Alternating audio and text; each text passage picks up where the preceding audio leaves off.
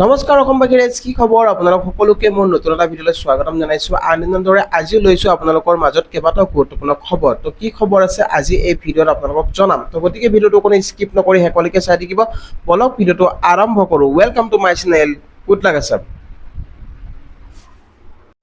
তো গাইজ প্ৰথমতে যিটো জনাব বিচাৰিছোঁ অৰুণোদয় আঁচনি বহুতো মহিলাৰ নাম যিহেতু কটা গৈছে, তো সেইবাবে যিটো অৰুণোদয় আঁচনি ধন লাভ কৰিব পৰা নাই।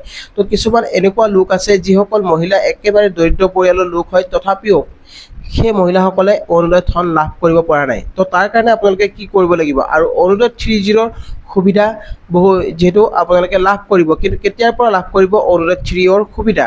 তো কিছুমানৰ যিটো অৰুণোদয় 3ৰ ফৰ্ম লাভ কৰিছে, কিছুমানে লাভ কৰা নাই। উজনি অসমৰ ফালে যিটো আপোনাৰ মানে অৰুণোদয় ফৰ্ম দিয়া হৈছে কিছুমান জেগাত, আৰু কিছুমান জেগাত দিয়া হোৱা নাই। নামনি অসমৰ ফালে যিটো দিয়া হোৱা নাই, তো তেনে ক্ষেত্ৰত আপোনালোকে কেতিয়াৰ পৰা এই সুবিধা লাভ কৰিব পাৰিব।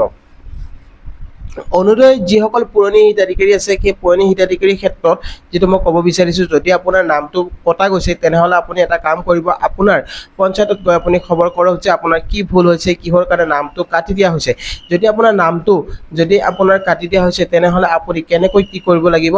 প্ৰথমতে আপোনালোকে জানক যে আপোনাৰ কি ভুল হৈ আছে। যদি আপোনাৰ হয়তো মোবাইল নম্বৰ আপোনাৰ আপ টু ডেট নাই, আপোনাৰ যিটো পুৰণি নম্বৰ আছে সেই নম্বৰটো বেলেগৰ তাত আছে, বা আপুনি মেছেজ নাপায়, বা আপোনাৰ যিটো চৰকাৰী কোনো ধৰণৰ আপডেট পোৱা নাই, তো সেইবাবে যিটো আপোনাৰ নামটো হয়তো কাটি দিয়া হ'ব পাৰে। বা আপোনাৰ অৰুণোদয় আঁচনি যদি আপুনি লাভ কৰি থকা মহিলা হয়, বা আপোনাৰ এনেকুৱা হ'ব পাৰে আপোনাৰ ৰেচন কাৰ্ডত আপোনাৰ পৰিয়ালৰ সংখ্যা যিহেতু আপোনাৰ হয়তো কম আছে, বা আপোনাৰ যিহেতু চৰকাৰী আপুনি কৰ্মচাৰীও হ'ব পাৰে, নাইবা আপোনাৰ এনেকুৱা হ'ব পাৰে আপোনাৰ ৰেচন কাৰ্ডত মানে ধৰক মেম্বাৰ কেইজন আছে। আপোনাৰ যদি ঘৰত যদি দুখন ৰেচন কাৰ্ড আছে, বা আপোনালোকৰ শাহু মাও যদি লাভ কৰে অৰুণোদয়, বা আপুনিও যদি লাভ কৰি আছিলে, তেনে ক্ষেত্ৰত আপোনাৰ নামটো কাটি দিয়া হ'ব পাৰে।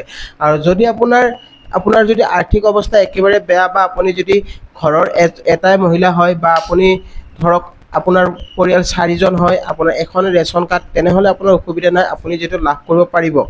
কিন্তু তাৰ কাৰণে আপোনালোকে পঞ্চায়তত কমপ্লেইন কৰিব লাগিব। কমপ্লেইন কৰাৰ পিছতহে আপুনি এই সুবিধা লাভ কৰিব। আপুনি পঞ্চায়ত বা আপুনি DC অফিচত আপোনালোকে খবৰ কৰিব, আৰু এই কমপ্লেইনটো কৰাৰ পিছত আপোনালোকে অৰুণোদয় আঁচনি লাভ কৰিব পাৰিব। নাইবা আপুনি গাঁওবুঢ়াৰ ওচৰতো আপুনি যাব পাৰে, গাঁওবুঢ়াক আপুনি ক'ব পাৰে যে আপোনাৰ কি কাৰণত আপোনাৰ নামটো কাটি দিয়া হ'ল।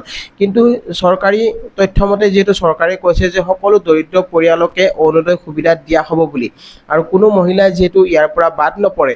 কিন্তু তাৰে ভিতৰত যিহেতু এতিয়া বহু মহিলাৰ নাম বাদ পৰি গৈছে, মানে কটা গৈছে। যদি আপোনাৰ নামটো কটা গৈছে, তেনেহ'লে আপুনি এইখিনি কাম কৰক। আপুনি পঞ্চায়ত বা DC অফিচত আপুনি এটা কমপ্লেইন কৰিব। সেই কমপ্লেইন কৰিলে আপুনি নিশ্চয় লাভ কৰিব পাৰিব। আৰু অৰুণোদয় 3ৰ সুবিধা আপুনি যদি লাভ কৰিব বিচাৰিছে, তেনেহ'লে আপোনালোকক যদি প্ৰশেষত ডকুমেণ্ট দিব কৈছিলে, আপুনি যদি প্ৰশেষত ডকুমেণ্ট যদি শুদ্ধকৈ দিছিলে, তেনেহ'লে আপোনাৰ কোনো সমস্যা নাই, আপুনি ফৰ্ম লাভ কৰিব। কিন্তু এতিয়া কোন কোন ডিষ্ট্ৰিক্টত দি থকা হৈছে অৰুণোদয় 3ৰ ফৰ্ম, তো এতিয়ালৈকে যিটো জানিব পৰা নাই। যিটো বিশ্বনাথ চাৰিআলিত কিছুমান জেগাত যিটো বা দিয়া হৈছিলে, বা কিছুমান এনেকুৱা উজনি অসমৰ ফালে যিটো দিয়া হৈছে, কিছুমান জেগাত নামনি অসমৰ ফালেও ক'ৰবাত পাইছে, ক'ৰবাত পোৱা নাই। কিন্তু আপোনালোকে তাৰ কাৰণে আপোনালোকৰ যিটো চিন্তা কৰাৰ কাৰণ নাই। অৰুণোদয় 3ৰ ফৰ্ম অতি শীঘ্ৰে যিহেতু সকলোৱে লাভ কৰিব পাৰিব, যিটো মুখ্যমন্ত্ৰীয়ে কৈছে সকলো জিলাতে যিহেতু লাভ কৰিব, তাৰ কাৰণে আপোনালোকে পঞ্চায়তত খবৰ কৰি থাকিব। পঞ্চায়তৰ পৰা যিহেতু এই ফৰ্ম দিয়া হ'ব, আৰু এই ফৰ্ম আপোনালোকে কোনো দালালৰ পৰা সংগ্ৰহ নকৰিব। আৰু যদি দালালৰ পৰা সংগ্ৰহ কৰে, তেতিয়া আপোনাৰ সমস্যা হ'ব পাৰে। তো গাইজ নিশ্চয় বুজি পাইছে। তো অৰুণোদয় 3ৰ ফৰ্ম যদি আপুনি পাইছেও কিবা কাৰণত, তেতিয়াহ'লে আপোনালোকৰ যিটো অৰুণোদয় 3ৰ সুবিধা আপুনি লাভ কৰিব পাৰিব, যদিহে আপুনি পঞ্চায়তৰ পৰা লৈছে। আৰু যদি দালালৰ পৰা লৈছে, তেনেহ'লে আপোনাৰ নাম যিটো আপুনি নাপাব পাৰে।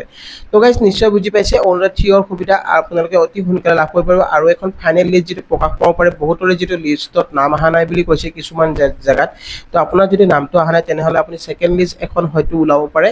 তো নিৰ্বাচনী যিটো প্ৰচাৰৰ কাম চলি থকাৰ বাবে যিহেতু চৰকাৰী কাম কিছুমান যিটো মানে হ'ব পৰা নাই, তো সোনকালে যিটো কৰিব চৰকাৰে। আৰু এই কামখিনি হোৱাৰ নিৰ্বাচন যোৱাৰ পিছতে আপোনালোকে যিহেতু এই সুবিধা লাভ কৰিব পাৰিব, অৰুণোদয় 3ৰ সুবিধা।